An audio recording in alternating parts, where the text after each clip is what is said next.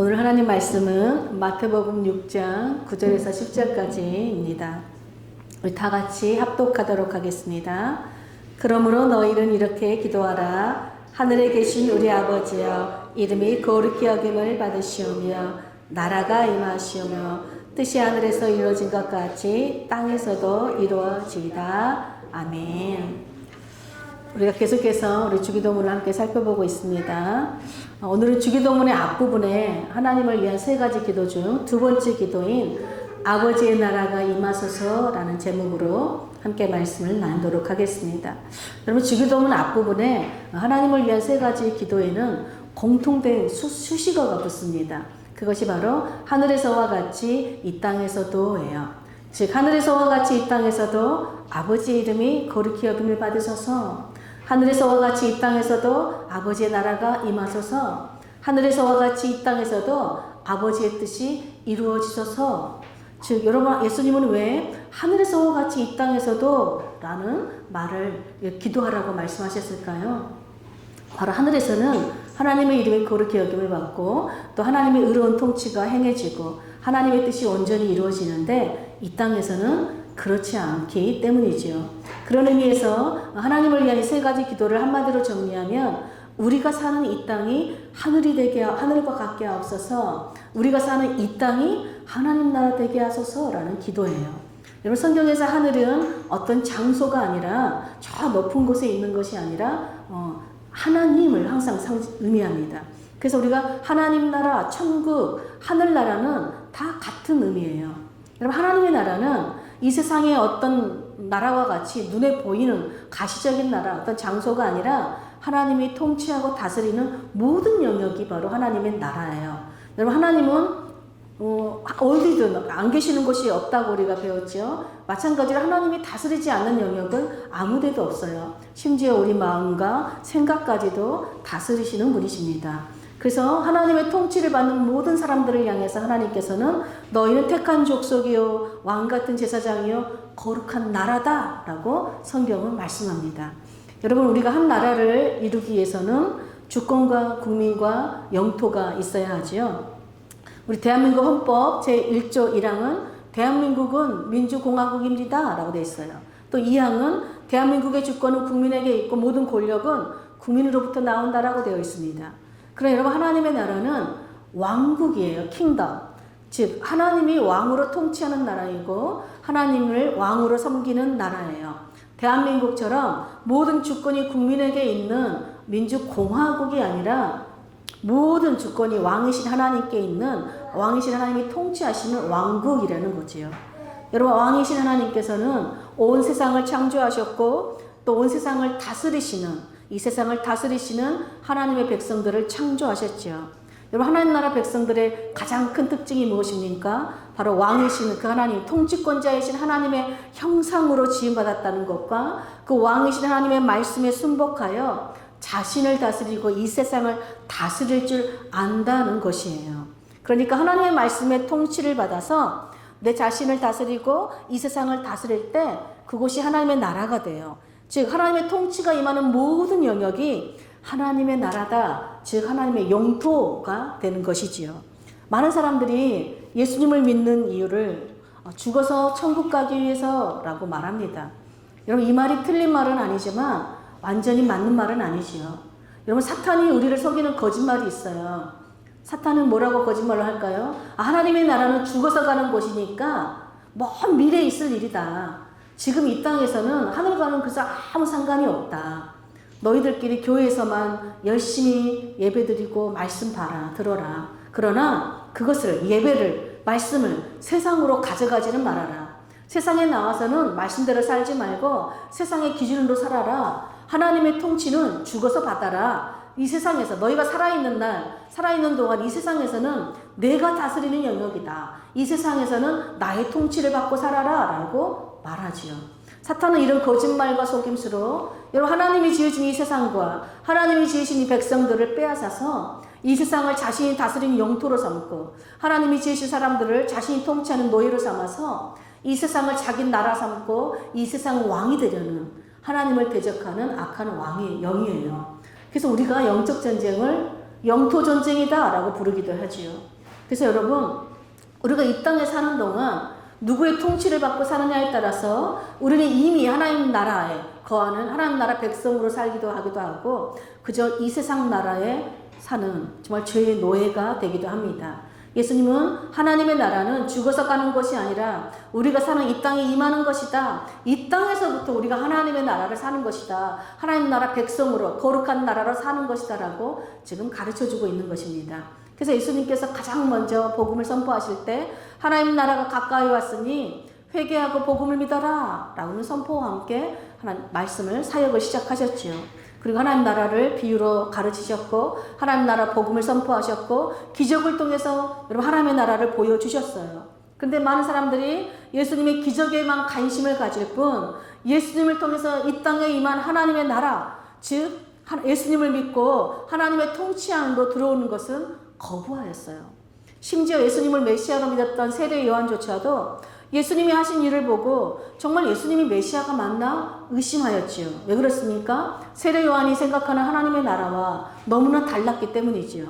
세례 요한은 메시아가 오면 이 메시아가 죄인들을 바로 즉각적으로 심판하고 의로운 자들은 구원하는 종말이 이루어지는 하나님의 나라를 생각했어요. 그런데 메시아라고 믿었던 예수님께서 오셔서 가난한 자들, 병든 자들, 심지어 죄인들과 함께 하시면서 그들에게 말씀을 전한다는 소식만 들릴 뿐이었어요. 이에 세례 요한은 자기 제자들을 예수님께 보내서 오실 그이가 당신이 맞습니까? 아니면 우리가 다른 일을 기다려야 됩니까? 라고 묻게 합니다. 즉 정말 예수님 당신이 메시아 맞습니까? 아니면 정말 우리가 다른 메시아를 기다려야 됩니까? 라고 물은 것이죠. 그때 예수님께서 세례 요한에게 이렇게 전하라 라고 말씀해요. 그 말씀이 마태복음 우리 11장 5절인데 우리 다 같이 한번 읽겠습니다. 맹인이 보며 못 걷는 사람이 걸으며 나병한 자가 깨끗함을 받으며 못 듣는 자가 들으며 죽은 자가 살아나며 가난한 자에게 복음이 전파된다 하라. 여러분 이 당시 유대사회에서는요 보지 못하는 자, 걷지 못하는 자, 듣지 못하는 자, 가난한 자들은요 하나님의 나라를 상속받을 수 없는 죄인들이었어요. 즉 하나님 나라 백성으로 받아들이지 못한 것이죠. 또 나병한 자는요 철저하게 유대 공동체에서 격리된 삶을 살아야 되는 죄인들이었습니다. 죽은 자들은요 이미 사망하게 속박당해 있는 자들이죠. 여러분 한마디로 예수님께서 말씀하신 이들은요 이 세상에서 죄에 속박당한 사람들이다. 즉 하나님 나라 공동체의 일원으로 받아들여지지 않는 사람들이었어요. 그런데 예수님께서 바로 이들에게 이 세상의 왕노릇하는 악한 마귀의 그 속박에서 살아가고 있는 죄인들을 찾아가셔서 그들의 인간성을 회복시켜 주시고 하나님의 형상을 회복시켜 주셨습니다. 그리고 놀랍게도 이들을 하나님 나라 백성으로 여러분 받아주셨어요. 예수님은 이 땅에 오셔서 자연 만물을 다스리셨고 바다의 그 폭풍도 잠잠케 하셨죠. 또 더러운 귀신들을 다스리셨습니다. 또 각종 병을 다스리셨지요. 한마디로 예수님께서 이 땅에 오심으로 말미암아 예수님의 다스리심이 모든 영역 가운데 일어나고 있어요. 즉 예수님의 다스리심은 모든 영역 가운데 속박당하는 자들을 자유케 하고 구원하는 통치인 것이죠. 예수님은 지금 예수님을 통해서 하나님의 통치가 이 땅 모든 영역에 임하고 있다. 하나님의 나라가 이 땅에 임하고 있다는 이 기쁜 구원의 소식을 세례 요한에게 전하라 라고 지금 말씀하고 있어요. 여러분 왜 이 말씀을 세례 요한에게 전하라고 했을까요? 예수님께서 세례 요한에게 전하라고 하는 이 말씀은 여러분 이사야 선지자가 예언했던 말씀이기 때문에 그래요. 우리가 지금 이사야서를 계속 통독하고 있죠. 여러분 이사야서를 보면요. 이사야 선지자는 메시아가 오면 이런 기적들이 일어날 것이다 라고 예언했어요. 그게 뭐예요? 보지 못한 사람들이 보게 될 것이다. 걷지 못하는 사람들이 걷게 되고 듣지 못하는 사람들이 듣게 되고 죽은 자가 살아나고 문둥병이 나오며 가난한 자에게 복음이 선포된다라고 이사야 선지자가 이미 예언했어요. 그러니까 즉 이사야 선지자가 예언한 메시아가 바로 예수님이시라는 것을 바로 성경에 기록된 하나님의 말씀을 통해서 예수님께서 확증시켜주고 있는 것입니다. 여러분 이 아름답고 기쁜 소식 즉 하나님의 나라 복음 때문에 예수님께서 이 땅에 오셨고 십자가에서 죽으셨고 부활하셨어요. 여러분 하나님 나라의 복음이 무엇입니까? 이사야 선지자가 하나님 나라 복음이 무엇인지 우리에게 선포해요. 우리 이사야서 52장 7절 한번 보겠습니다. 좋은 소식을 전하며 평화를 공포하며 복된 좋은 소식을 가져오며 구원을 공포하며 시온을 향하여 이르기를 내 하나님이 통치하신다 하는 자의 산을 넘는 발이 어찌 그리 아름다운가. 여러분, 하나님을 대적하는 악한 마귀에게 속박당하여 살고 있는 죄인들에게 가장 좋은 소식이 뭐예요? 하나님이 통치하신다는 소식이에요. 하나님이 우리 왕이라는 소식이에요. 하나님의 나라가 이 땅에 임하였다는 소식이에요. 예수님은 이 예수님을 통해서 하나님의 통치가 하늘에서와 같이 이 땅에서도 계속되고 있다는 사실을 강조하기 위해서 복음이 전파되고 있다라는 현재형 동사로 사용하고 있어요. 그럼 무슨 말이에요? 하나님의 통치하심의 핵심은요, 예수 그리스도를 통해서 이 땅의 모든 영역에서 모든 형태의 속박으로부터 죄인들을 자유케 하고 구원받는 일이 지금도 일어나고 있고 앞으로도 계속해서 일어나고 있다는 거예요. 왜요? 바로 예수 그리스도를 믿는 자들이 있기 때문에 그래요. 예수 그리스도를 믿는 자들이 하나님의 통치를 받아서 이 땅에 하나님의 나라를 임하게 하는 하나님의 거룩한 나라이기 때문에 그렇습니다. 여러분, 우리가 예수님을 믿는 이유는 예수님이 하나님의 통치, 즉 하나님 나라를 이 땅에 임하게 하시는 하나님 나라 복음이기 때문에 그래요. 하나님 나라는 죽어서 가는 그런 나라가 아니라 지금 이 땅에서 바로 예수님을 믿고 하나님 성령의 통치를 받고 사는 것이 바로 천국, 하나님의 나라 백성으로 사는 것입니다. 여러분, 우리가 하나님의 나라가 임한, 즉 하나님의 통치를 받고 살아가는 이 세상의 모습은 여러분 어떤 모습일까요? 우리 시편 97편 1, 2절을 보겠습니다. 여호와께서 다스리시니 땅은 즐거워하며 허다한 섬은 기뻐할지어다. 구름과 흑암이 그를 둘렀고 공의와 정의가 그 보좌의 기초로다. 여러분, 하나님께서 다스리시면 이 땅이, 이 세상이 즐거워하고 기뻐한대요. 즉 하나님이 다스려야 이 세상에 기뻐하고 즐거워할 일이 생긴다는 것이죠. 왜요? 하나님께서 정의와 공의로 다스리시기 때문이라는 거예요.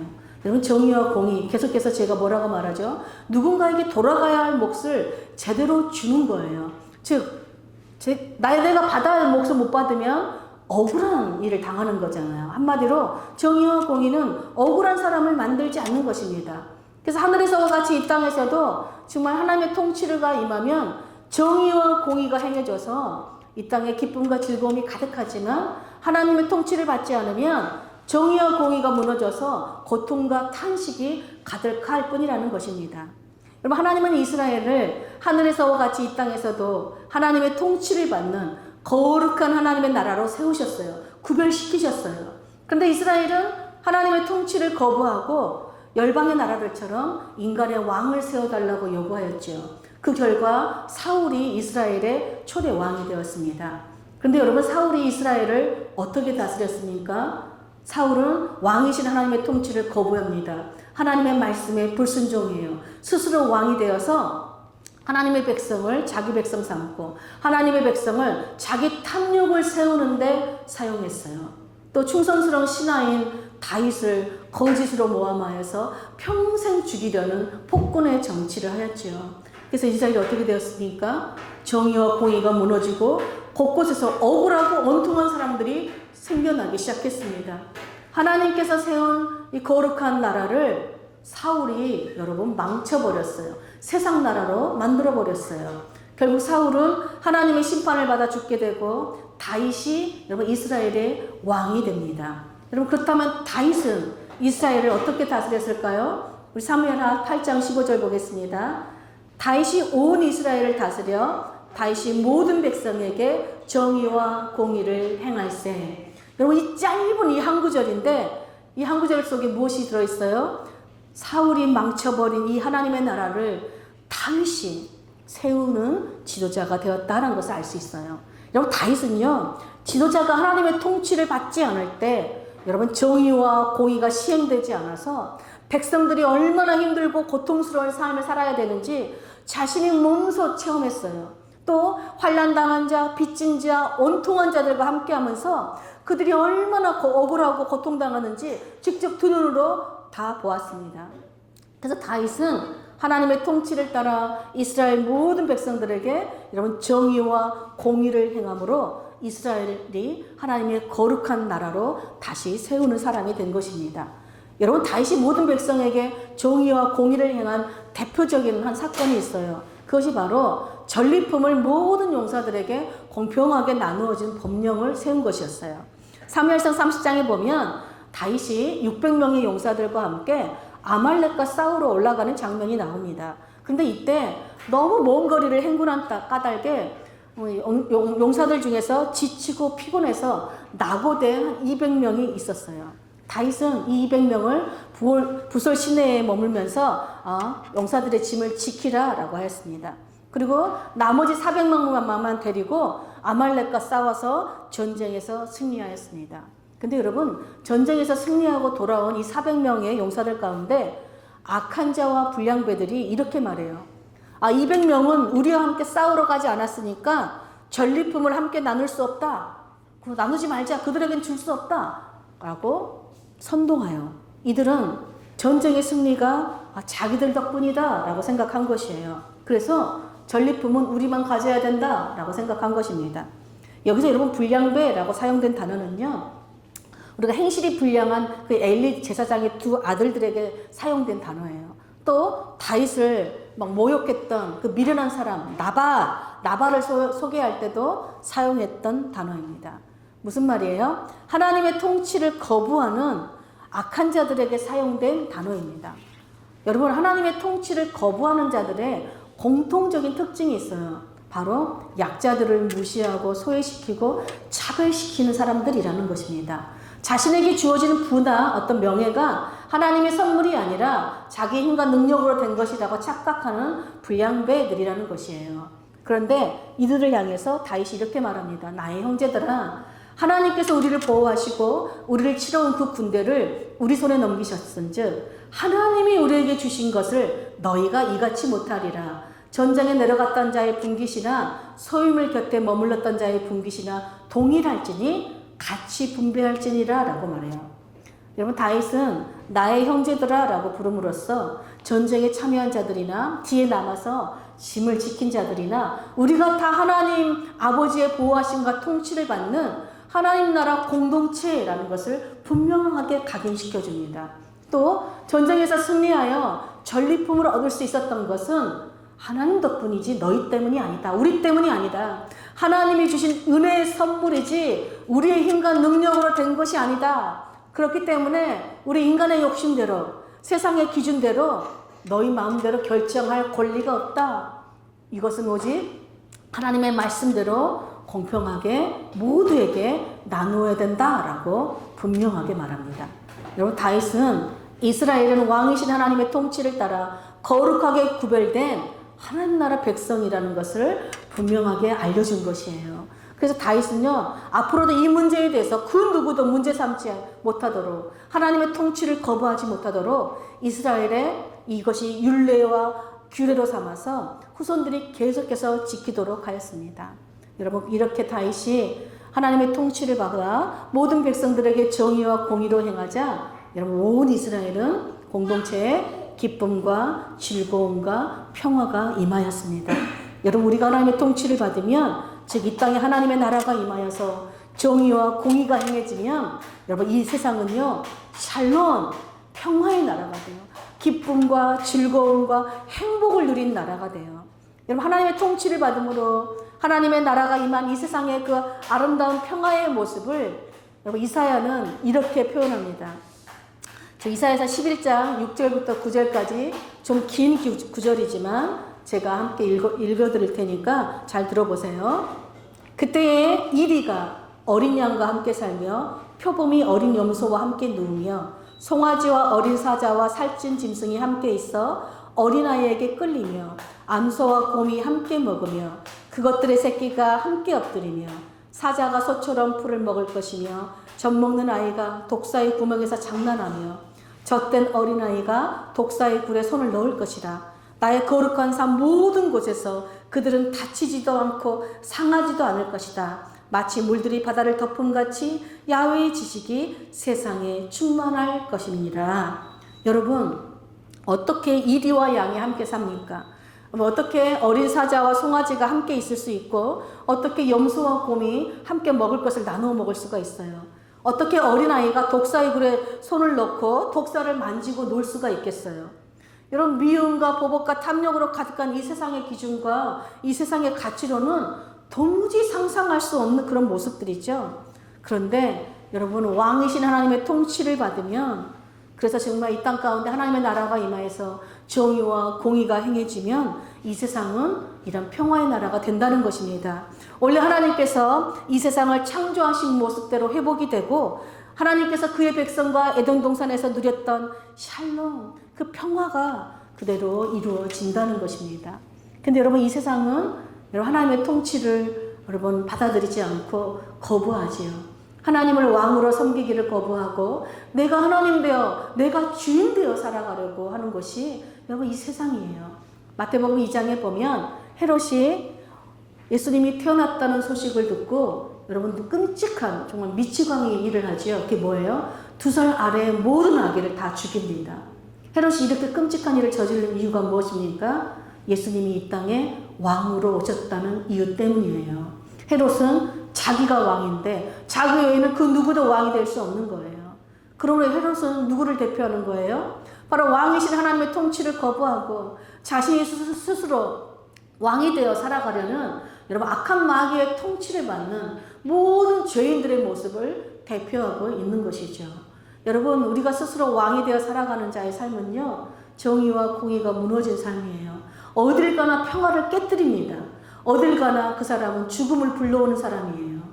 여러분, 만약에 가정에 남편과 아내가 여러분 하나님의 통치를 받지 않으면 남편과 아내가 서로 자기가 왕이 되려고 해요.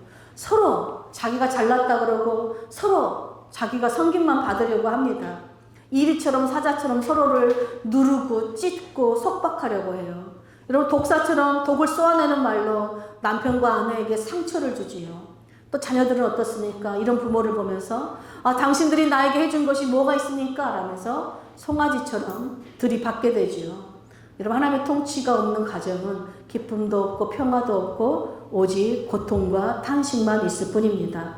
그러나 하나님의 통치를 받는 가정은 여러분 남편이 아내를 자기 몸처럼 사랑해요. 아내는 남편의 말에 순복하면서 서로를 존중하고 섬기지요.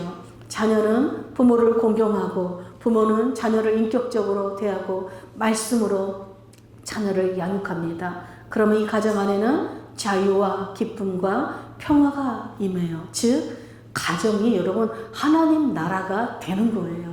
아이들이 어려서부터 부모를 통해서 하나님의 나라를 경험하는 것입니다. 여러분, 이렇듯 하나님의 나라가 임하면 가정이 되었든 교회가 되었든 직장이 되었든 정의가 물같이 흐르고 공의가 마르지 않는 강같이 흘러 그 모든 곳마다 기쁨과 평화가 넘치는 것입니다.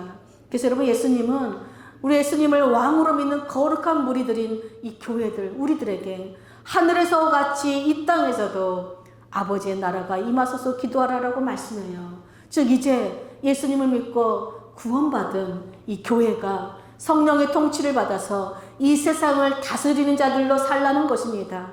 이제 교회가 이 세상에 속박당하는 자들을 자유케 하고 구원케 하는 하나님의 거룩한 나라로 살라는 것이지요. 사랑하는 여러분, 우리는 이 세상의 다스림을 받는 자들이 아닙니다.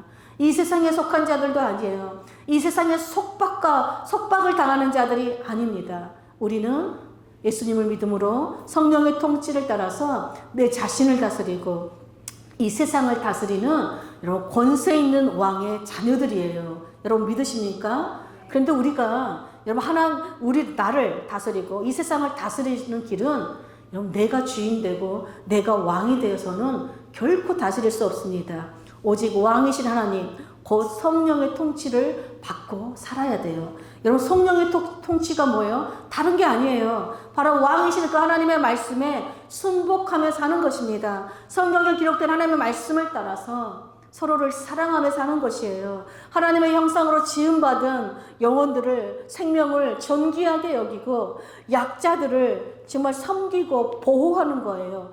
또한 정말 오늘 다윗이 불량배들, 악한 자들을 향해서도 나의 형제들아 부른 것처럼 여러분 이 땅에 모두 속박을 당하고 죄인들로 살아가는 그들을 향해서도 하나님 나라의 공동체로 품어내는, 그들도 우리의 형제로 받아들이는 그런 삶을 사는 것이에요. 그것이 바로 거룩한 하나님 나라로 사는 교회의 모습인 것입니다.